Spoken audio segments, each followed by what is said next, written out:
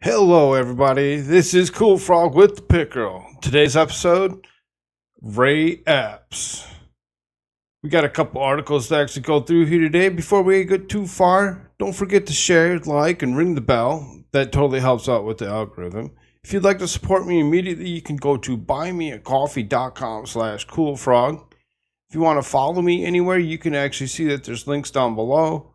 There will be a link tree available with lots of different places that you can actually go and support me. I will be paying attention to those, and if I ever get any support on any of them, your questions will be answered live on the night show. That's Stick with Cool Frog. Let's get this going here. So, first article from the New York Times: the next big lies. Jan 6 was a big deal or a left-wing plot. How revisionist history of January 6 picked up where the Stop the Steal campaign left off, warping beliefs about what transpired at the Capitol. It was mere hours after the mob, spurred on by the Stop the Steal lies of President Donald J. Trump, had attacked the United States Capitol, and already new lies were taking hold in nearby streets. The police were pushed the few dozen remaining protesters off the Capitol grounds, but some continued to hurl threats and obscenities at the line of officers in riot gear. Traitors, get a rope! Man shouted. Wait until we come back with rifles. I really don't understand if that's even true. I don't remember hearing anything like the sort, but this is the New York Times. So they're going to come up with their own stories and tell you how they actually feel about certain things, and you get to draw your own conclusions from what they actually say. Only yards away, though, others are spinning fictions about what they had just witnessed, even joined. They're calling us violent Trump mobs, bemoaned a woman shortly before 8 p.m. That's because Antifa came there dressed as Trump supporters and started all this, added one of the men who was speaking with. Another man chimed in to say that he had been inside the Capitol and that it had been peaceful. He didn't do a thing. We were there for the Constitution, to make sure democracy was followed. Soon, that instant rewriting in history coursed from the street to online chat rooms to social media, and in the case of the Antifa conspiracy theory, to Laura Ingram's primetime program in Fox News. I mean, it's really dependent on who you actually, believe on this or whatever, because there seems to be stories on both sides. New York Times, has been known to actually tell their stories the way they want, and they've worded them the way they want to make people feel that, they're the ones that are the actual truth tellers. I mean, you can really take that with a grain of salt. Over the last year, the same self-nourishing loop connecting the extremely online Trumpian grassroots to close Trump allies with national soapboxes, and finally to the former president himself, plotting his comeback from Palm Beach exile, has circulated a furious array of rumor, innuendo, partial facts, and outright lies to fill the right-wing media with alternative narratives of the first interruption of the peaceful transfer of power in American history. I mean, again, this is New York Times. You take it with a grain of salt. By Thursday's anniversary of the violence, this has been counted as at least 7 deaths and left some 150 police officers injured. That's not true. There was only one death that occurred that day, and that was Ashley Babbitt. Rest in peace.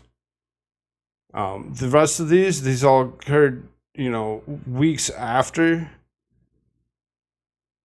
It's just that there happen to be people that were actually there.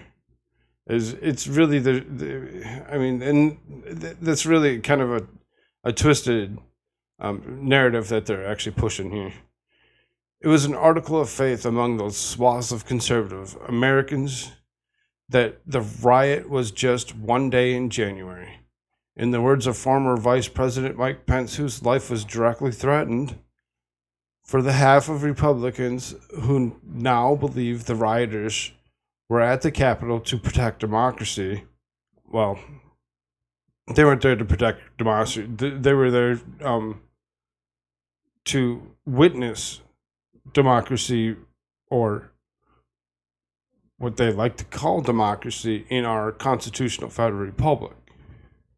According to the latest from ABC, any talk of Jan 6 as a singular violent episode of American democracy would likely be taken as liberal mainstream media claptrap.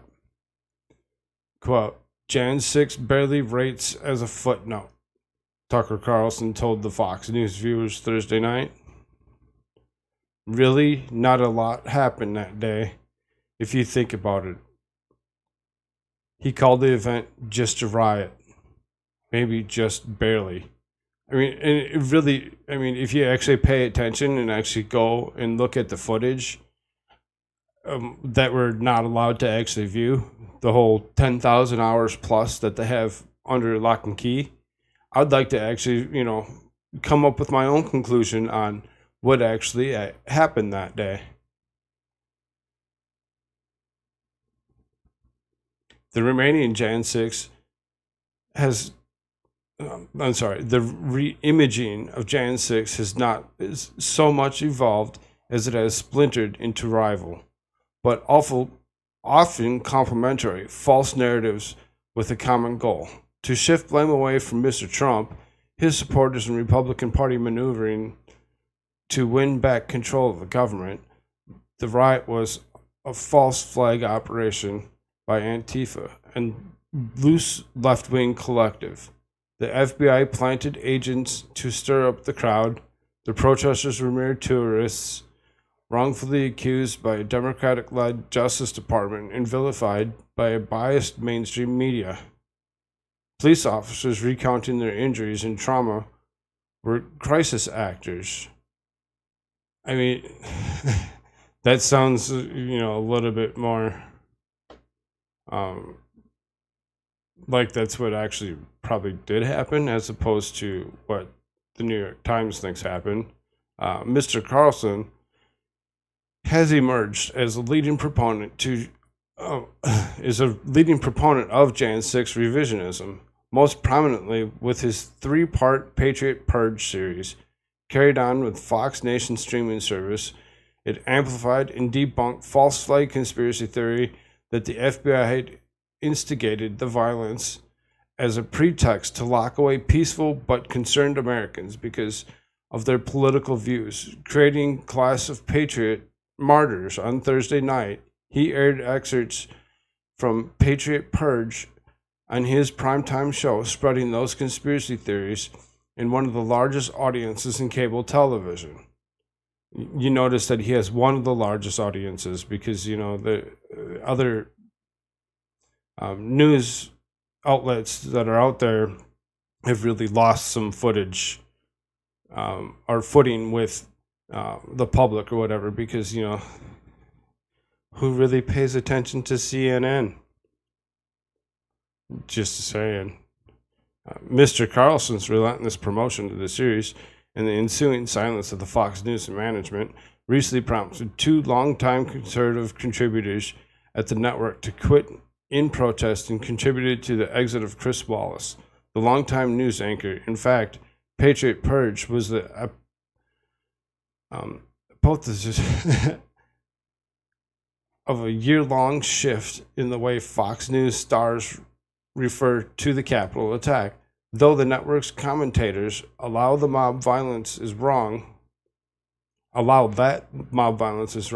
they often pivot to asking why Black Lives Matter protests did not prompt similarly sharp criticism from Democrats. That's a very good statement that they got there, and a very good question in itself, and why Black Lives Matter protests didn't prompt anything. burning down cities like they did.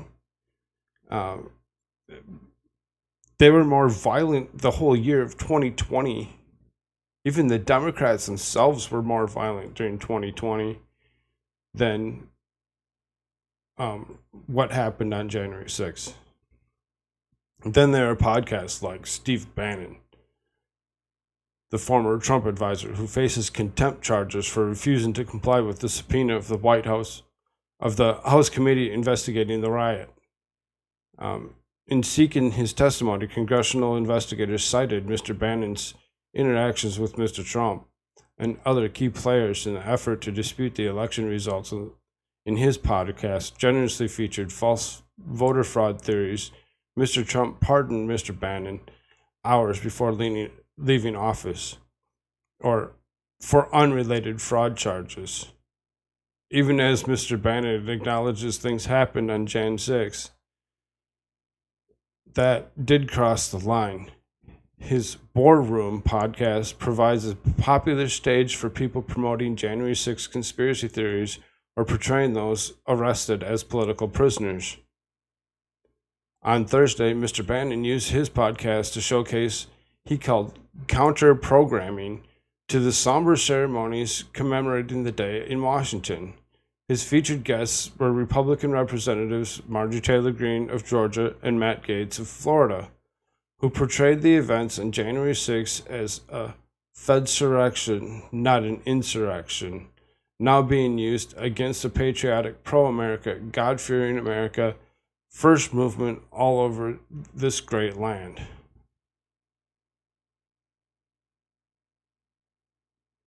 The case of Ray Epps, in Hallmark of the Times, what many Americans are willing to believe about Jan 6, a day thoroughly documented in real time by journalists, participants in cable TV, and reconstructed in the hundreds of cases being assembled by federal prosecutors, is determined by the politics, not the facts.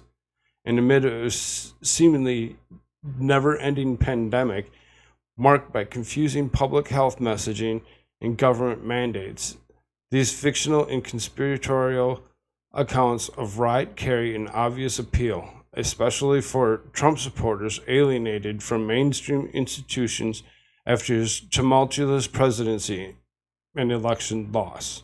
When I talk about folks on my side of the aisle, they'll have a litany saying they lied to us here and flip-flopped on this, said Sean Spicer, Mr. Trump's former press secretary, who now hosts a show on Newsmax. There's such a belief that the mainstream media and most of our major institutions are not looking out for people anymore. So when someone throws out a conspiracy, it's why not? And that's equally plausible. I mean, you know, it's a good question, a good statement, really. I mean, why not? Why is it always considered a conspiracy theory until it's proven true? Adherents have built characters to support their claims that Antifa infiltrators or federal agents were the ones who whipped up a mob, in some instances being so as events are unfolding in Washington. One of the men, named Ray Epps, a Trump supporter, who is not a Trump supporter, who was captured on video the night of January 5th, urging his compatriots to go into the Capitol the next day.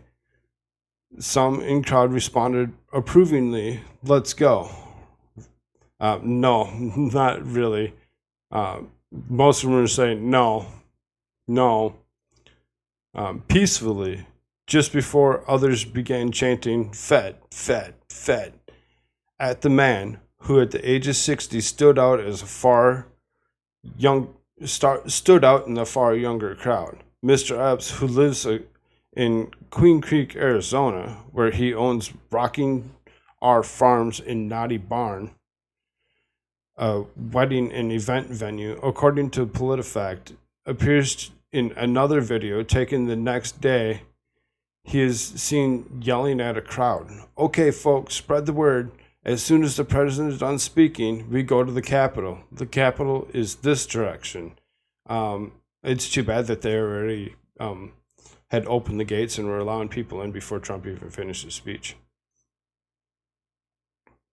Both moments went largely unnoticed until June 17th, when a poster on the online message board, 4chan, put up the video of Mr. Epps from January 5th, writing, "This Fed was caught on camera encouraging the crowd to raid the Capitol the next day." The anonymous poster added, "Who is this man?" Another person then identified him as Mr. Epps soon after the video, and Mr. Epps' name were posted on Twitter thread, and a new conspiracy theory began its journey into the Republican mainstream. I mean, again, calling things conspiracy theory, they end up being true in the future. So it's kind of interesting why they keep on calling things the way they do. 4 months later, on October 21st, the video is being shown during a congressional hearing where Representative Thomas Massie, a Kentucky Republican, used it to question Attorney Merrick Garland about whether federal agents had acted as agitators on January 6th. Within days, stories about Mr. Epps began appearing on the website like Revolver News, which ran an article, "Meet Ray Epps, the Fed-protected provocateur who appears to have led the very first 1/6 attack on the U.S. Capitol." The Epps story gained further promotion on the far-right cable network One American News, portrayed by the correspondent channel Ryan as evidence of the FBI's possible involvement in inciting the invasion of the Capitol, and far more widely in Mr. Carlson's Patriot Purge. To date, no evidence has emerged linking Mr. Epps to the FBI or any other government agency. In fact, his known connections are decidedly anti-government. In 2011, Mr. Epps served as a president of the Arizona Oath Keepers, the largest chapter of the militia group whose members were among the mob that attacked the Capitol. Though it is not clear it remains a member of the group, yet the days leading to Thursday's anniversary and on the anniversary itself, the speculation began. Mr. Epps only seemed to snowball, amplified by countless social media posts and Mr. Bannon's podcast, part of a possibly massive false flag operation, as his website put it, and on Mr. Carlson's primetime show on Fox News on Wednesday and again on Thursday. Is this guy going to be charged? Where is he? Mr. Carlson asked. It's a legitimate question. Why not? Why won't they answer it? This is quite a lengthy article, as you can see. Debunking dismissed. Even overwhelming evidence debunking the conspiracy theories as often dismissed as just being fakery, keeping them in the feedback loop as a seeming perpetuated assertions of fact that the riot was conducted by Trump supporters based on lies about the election he legitimately lost, are met with accusations of dishonesty and even disloyalty. In a recent appearance in Sean Hannity's primetime Fox News, Geraldo Rivera spoke of a riot that was unleashed, incited, inspired by the President of the United States, which targeted American democracy. He quickly received a verbal lashing from another guest, the popular right-wing radio host Dan Bongino. The backstabbing of the president you are engaging in is really disgusting, and it's really vile that you pretend to be the guy's friend. I mean, I agree with Mr. Bongino on that one. Geraldo Rivera always does what he does, and it's just very disturbing. For many in the right-wing media sphere, no debunking authority is high enough to be believed. In some cases, in fact, the higher ranking the person, the greater the distrust. In March, the FBI director, Chris Wray, initially appointed by Mr. Trump, dismissed notions that Antifa was behind the riot, testifying to the Senate Judiciary Committee that his agency had not uncovered any evidence of anarchist, violent extremists, or people subscribing to Antifa in connection with Jan 6. I don't know if that's, really true or not. I mean, again, this is a story from the New York Times, so, with a grain of salt. One American News reported his testimony with this on-screen headline: FBI can't find proof. An Antifa involvement in Jan 6 protests despite mountains of video evidence. Members of the Select Committee investigating the events of the day had been tracking the false narratives carefully, knowing that these threatened to undercut their final report. The members working on the investigation, including Republicans, believe they can bring some Republicans around to the truth and that the hard facts are in obvious evidence. But even the strongest effort so far to cut through all the revisionism, the public testimony of the Capitol police officer who came under fierce attack while trying to stave off the mob, was chewed up and spit out by as illegitimate. Some of the most griping testimony came from the officer Michael Finoni, who described suffering a heart attack and brain injury after the mob shocked him with his own taser and beat him unconscious. Too many are now telling me that hell doesn't exist, or that hell wasn't actually that bad. The night of Fox News, Laura Ingraham told viewers that she was granting Mr. Finoni a mock award for best performance in an action role. I mean, The Star Newsmax host Greg Kelly, son of the former of the former New York City Police Commissioner Raymond Kelly, later portrayed Mr. Finoni as one of those cops whose crisis actors, whatever they were, they stood up and they tried to besmirch anybody who ever voted for Donald Trump. Mr. Kelly was revisiting Mr. Finoni's testimony last month while reporting that he had signed his CNN as an on-air contributor, questioning Mr. Finoni's account, including about his own injuries. Mr. Kelly said, "I just hope they took away his gun and his badge because he doesn't deserve them." The headline on the screen read, "Fake cop becomes fake news." It's quite an interesting article, to say the least. And like I said, this comes from New York Times, so that grain of salt might have to be a few more than just one. There are a couple of videos that came along, so then let's go and watch this one. This is one where they actually start screaming, "Fed, Fed, Fed." In fact, tomorrow, I don't even like to say it because I'll be arrested. Well, let's not say it. We need to go, I'll say it. All right. We need to go in to the Capitol. Let's go! So I'm going to put it out there. I'm probably going to go to jail for it, okay? Tomorrow, we need to go into the Capitol. Into the Capitol. Peacefully. Fed. Peacefully.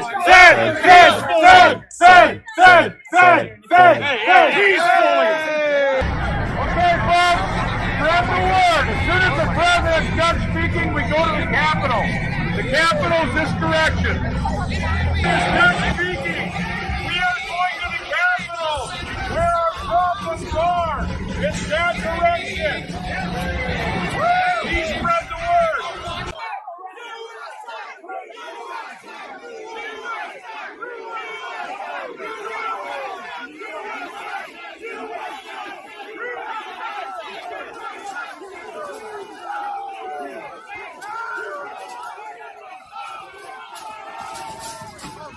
You notice how he whispered in their ear first, and then they went and they did something.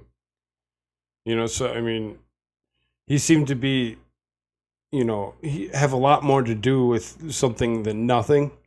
And it's kind of amazing how they just kind of walk over it and be like, well, he didn't really have too much to do with it. Yeah, he did. He had a lot to do with it. So then, to move on to, more information that comes up, through everything that's happening. So then from Real Clear Politics, it says, Rep. Thomas Massey, to AG Garland, did any federal agents or assets enter the Capitol or incite riot on January 6th? Do you think he gets a straight answer? To move on, and I want to ask you about something. There's a concern that there were agents of the government or assets of the government present on January 5th and January 6th during the protests. And I've got some pictures that I want to show you, if my staff could bring those to you. I'm going to put it out there. I'm probably going to go to jail for it, okay? Tomorrow, we need to go into the Capitol. Into the Capitol. I'm afraid I can't see that at all.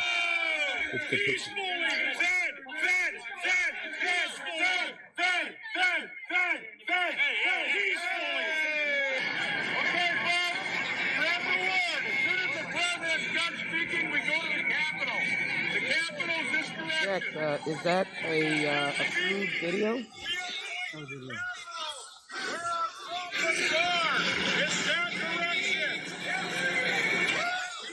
All right, you have those images there, and they're captioned. They were from January 5th and January 6th.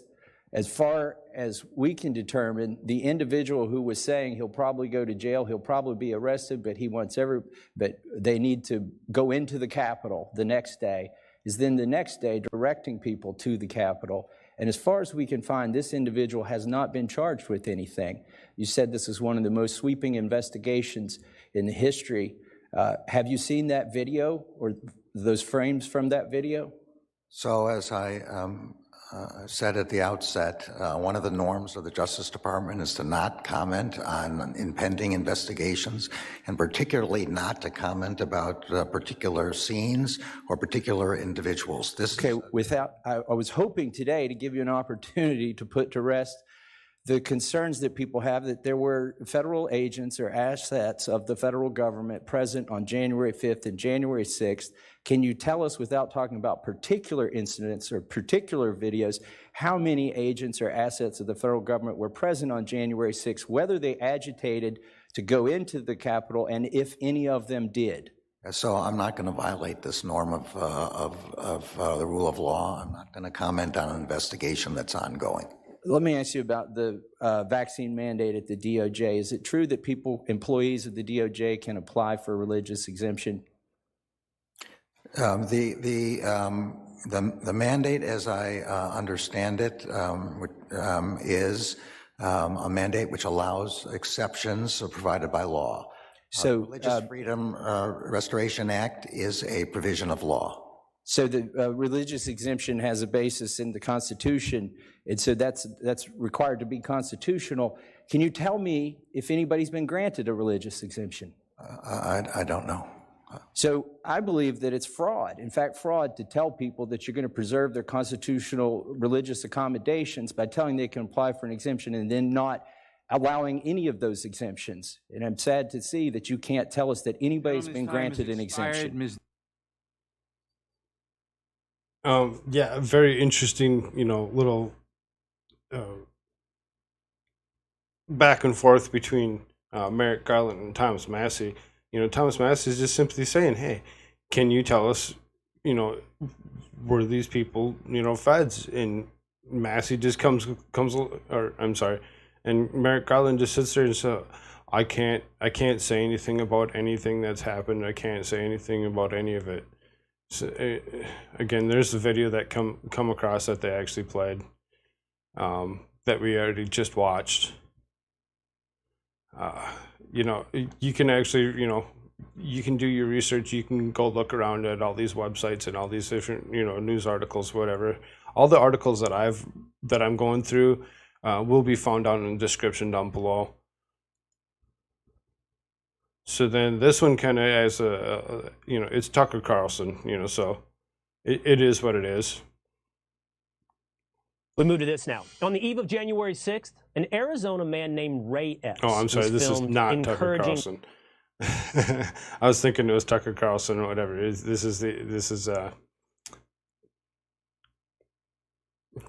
I'm drawing a blank on what his name is. That's horrible. I'm bad with names. Trump supporters to breach the Capitol. He was also filmed doing the same thing the very next day during President Trump's speech. Watch.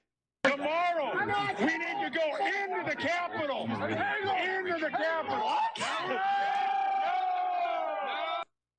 Again, they all scream no, because they all know better. They all know, do not do what this guy is suggesting you do. For whatever reason, Ray Epps trying to control the crowd and tell them that they should actually do something that they should not do.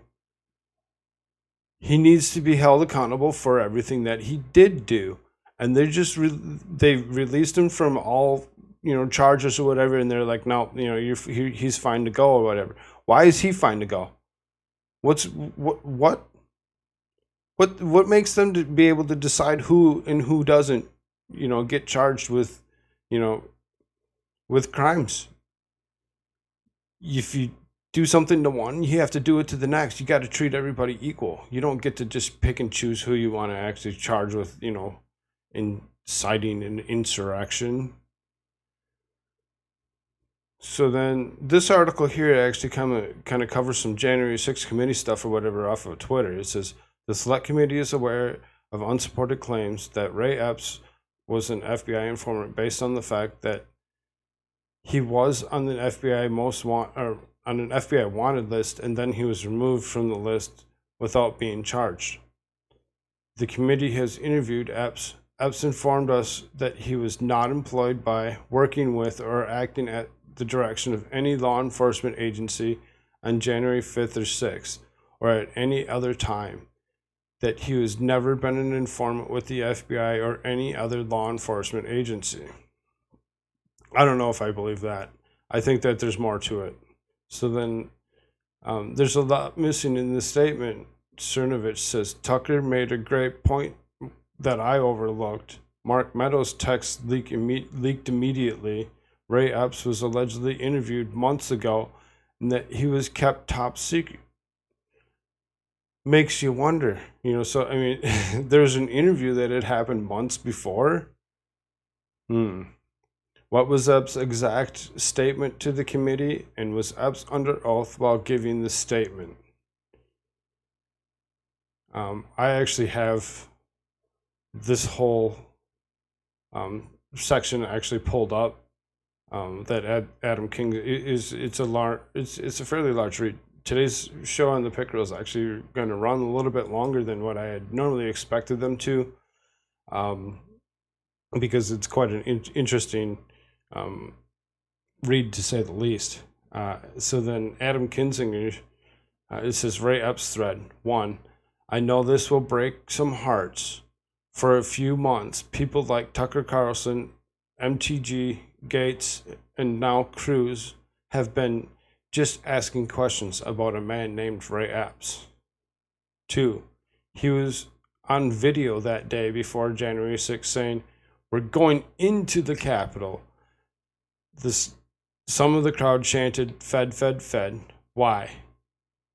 Who knows? Maybe they knew he was videoing taking about breaking into the Capitol the day before, and was to happen, and wanted to create distance.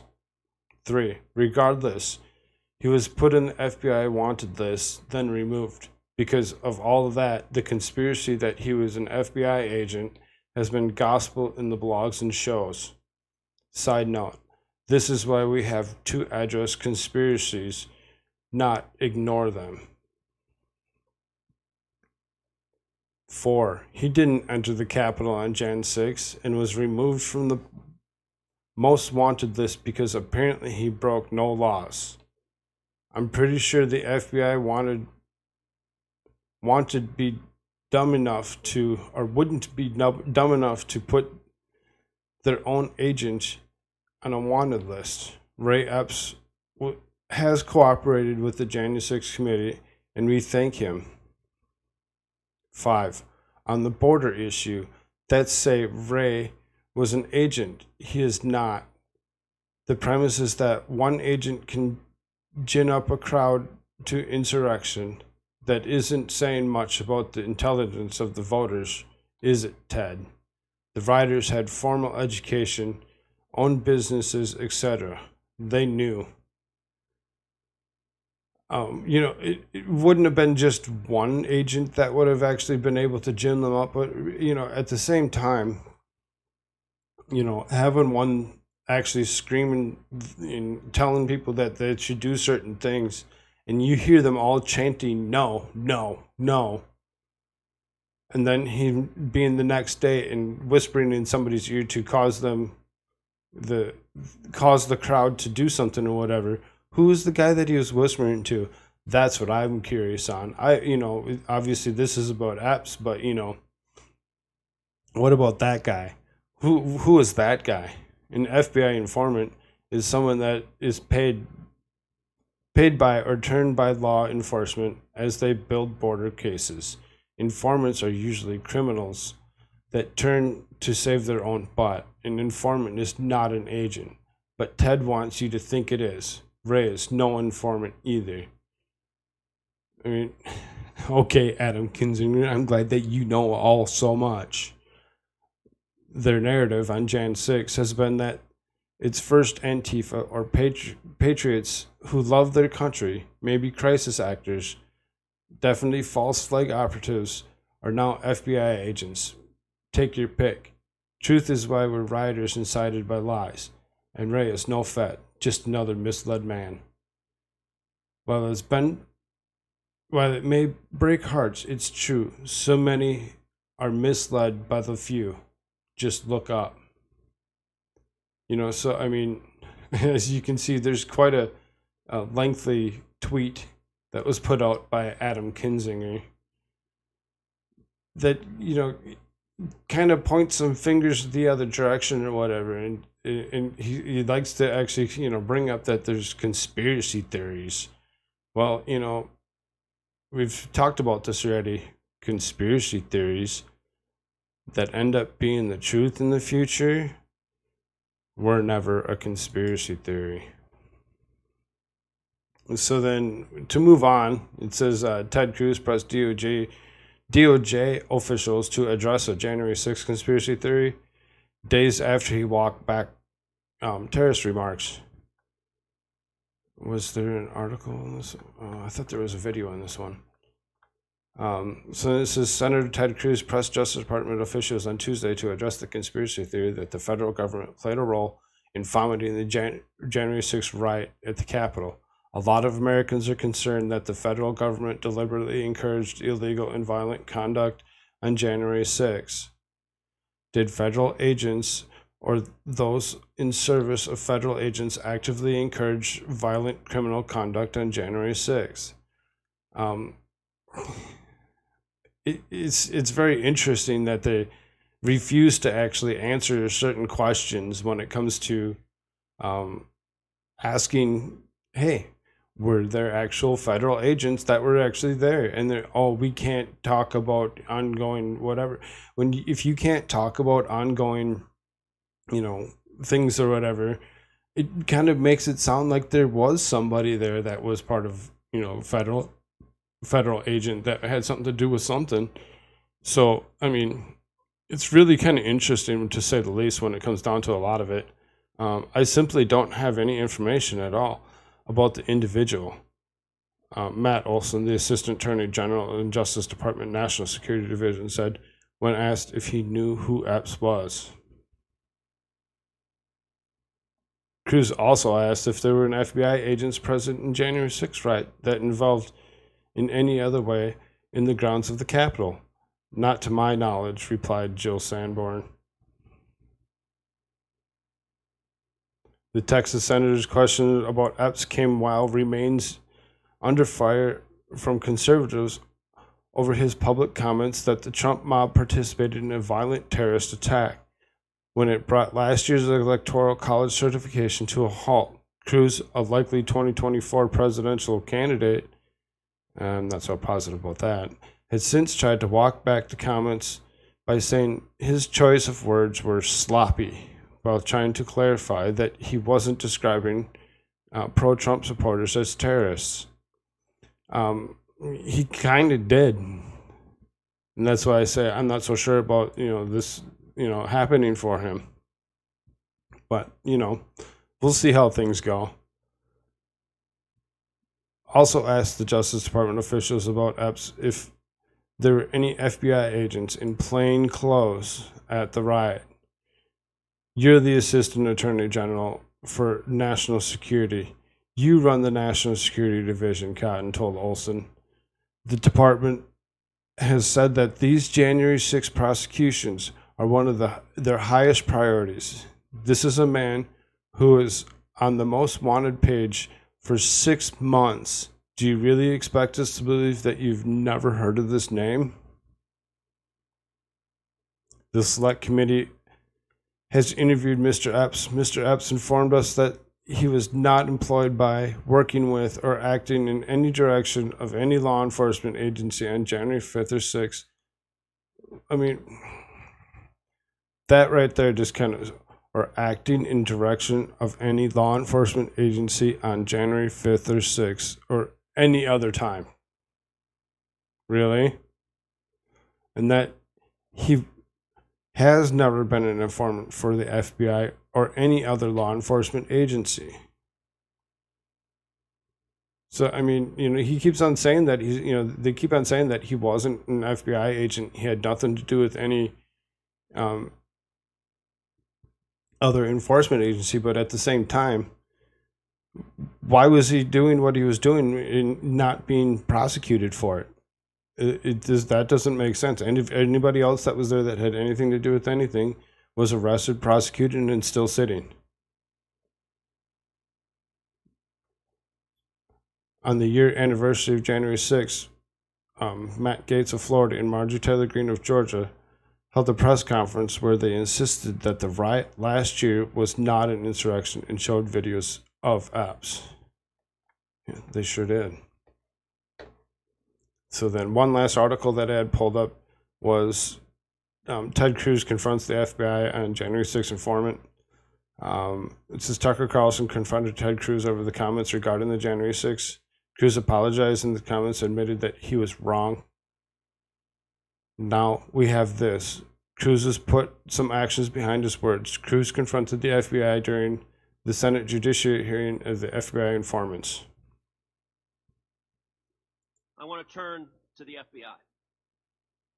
How many FBI agents or confidential informants actively participated in the events of January 6th? Sir, I'm sure you can appreciate that I can't go into the specifics of sources and methods.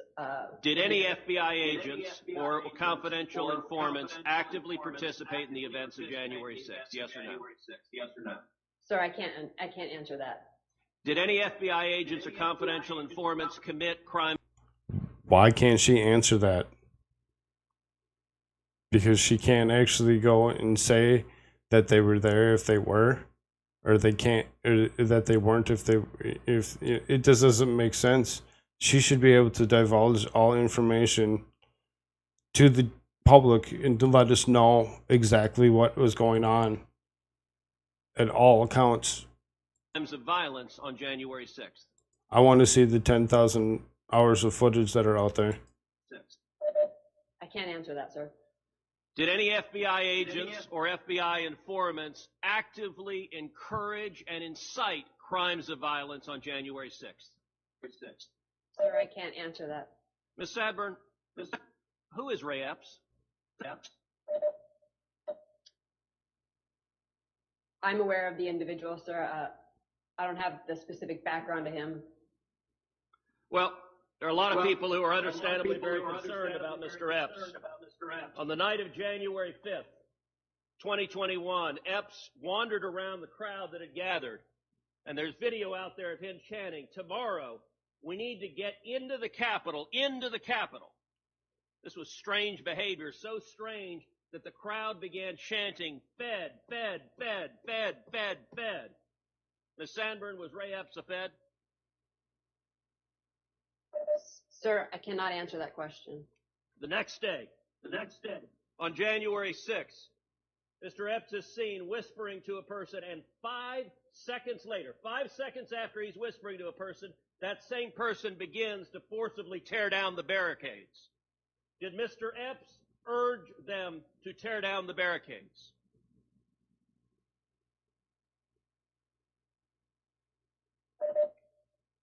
Sir, similar to the other answers, I cannot answer that. Shortly thereafter, Why can't she give any answers to anything that he's asking? What is the issue with telling the anybody what the actual truth is? after the FBI put out a public post seeking information on individuals connected with violent crimes on January 6th. Among those individuals, in the bottom there, is Mr. Epps. The FBI publicly asked for information, offering cash rewards leading to information leading to the arrest. This was posted, and then, sometime later, magically, Mr. Epps disappeared from the public posting. According to public records, Mr. Epps has not been charged with anything. No one's explained why a person videoed urging people to go to the Capitol, a person whose conduct was so suspect the crowd believed he was a Fed, would magically disappear from the list of people the FBI was looking at.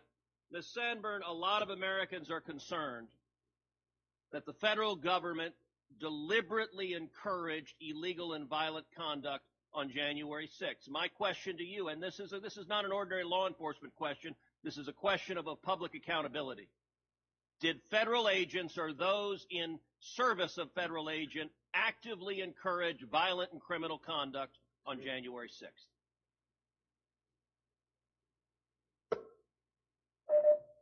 Not to my knowledge, sir. Thank you. It sounds like there might have actually been something. So then it actually goes through and it actually, breaks down the questions or whatever, and just the replies to each one of the questions as opposed to any other lengthy video. Very interesting watch and read when it comes down to it. Why Ray Epps is being dismissed from any and all charges. There needs to be some accountability that needs to be held for this gentleman as well as everybody else who's there. If they're going to charge one person with something and hold them for as long as they have been, they need to charge and hold every other person that has something to do with it as well. To allow this man to continue to walk because they feel that he actually, went along and actually talked to them because, for whatever reason, apparently something better needs to be done other than what's actually been happening. It's really disturbing that they're allowing this to continue. Let's bring in Ray Epps and let's get him in front of the committee, and maybe a few others that are not part of the committee, and actually ask some better questions of him personally, and let him recount his day to the public so that we can actually see exactly what happened and why he was there trying to convince people to enter the Capitol and saying that they must go in, they need to go in, and push this narrative of lies that they've been pushing for as long as they have. That being said, thank you. Have a good day. Again, if you want to support me, buymeacoffee.com/coolfrog.